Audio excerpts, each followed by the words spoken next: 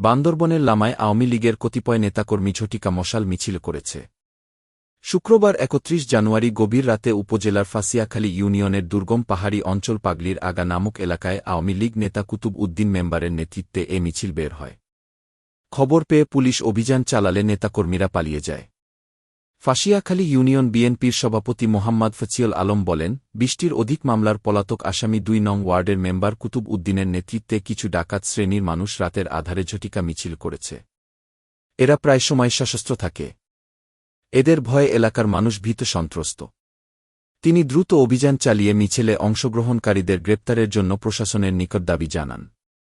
লামা থানা officer in charge OC Mohammad Shahadat Hossain সাংবাদিকদের জানান, খবর পাওয়ার সঙ্গে সঙ্গেই সেখানে পুলিশ অভিযান চালায়। আজও বিভিন্ন জায়গায় অভিযান পরিচালনা করা হচ্ছে। Habib Wahid, smart news for you.